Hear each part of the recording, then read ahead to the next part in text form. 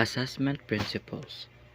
Assessment principles should be anchored on principles as provided by the Division for Early Childhood of the Council for Exceptional Students on December 2014. So, this is made to provide assessment strategy, formal and informal, to assess, plan, monitor, and evaluate the development of students with learning differences, to acquaint students with assessing the skills and performance of students at risk and students with disabilities in the basic academic areas with improving instruction. Placement. So what is placement? Placement is the action of putting someone in a particular place or the fact of being placed. So I'm gonna show you the figure of placement.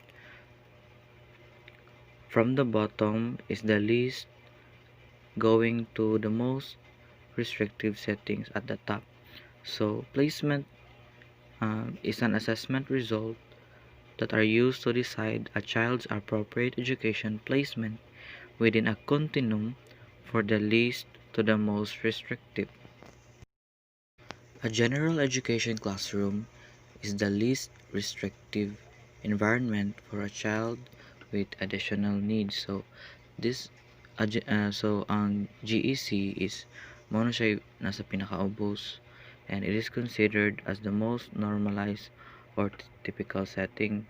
Mo na siya ang mga normal na students like us.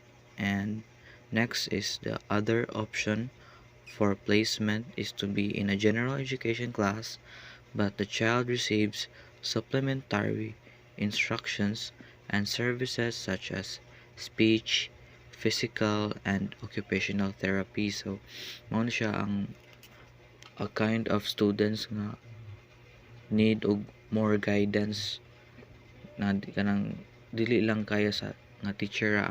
And students who may be part of the general education class are pulled out to their class to receive instructions from the specialist in a resource room. And next is other students need more intensive support than it is not provided in a general education class.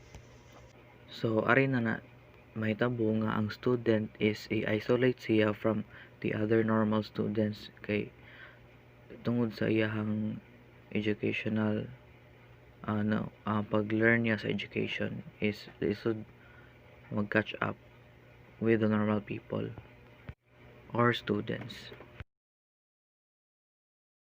Next is moving up in the placement continuum.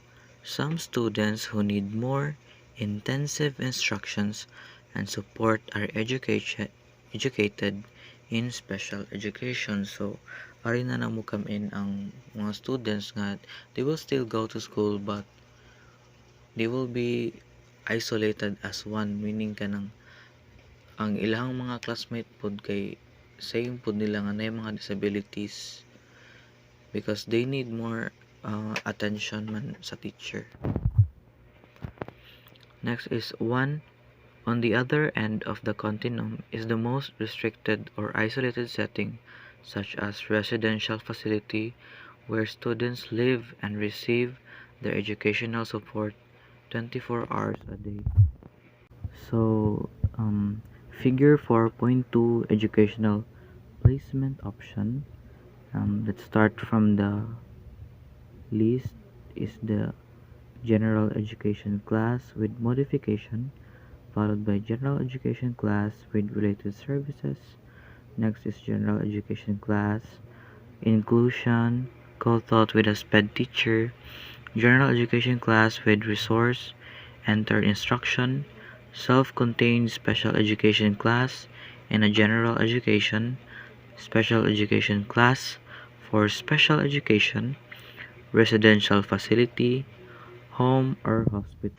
Inclusive education imposes that all students, to the maximum extent possible, to provide access to general education classroom with the provision of support to barrier and to open success. So these placement are made for students even if naa sila conditions, uh, they will still achieve success and they will still be educated. The purpose of this um, continuum is to place them kung depending on their condition, if it's very worst or at least merely normal. So even if you have condition, it is not a barrier for you to achieve your goals.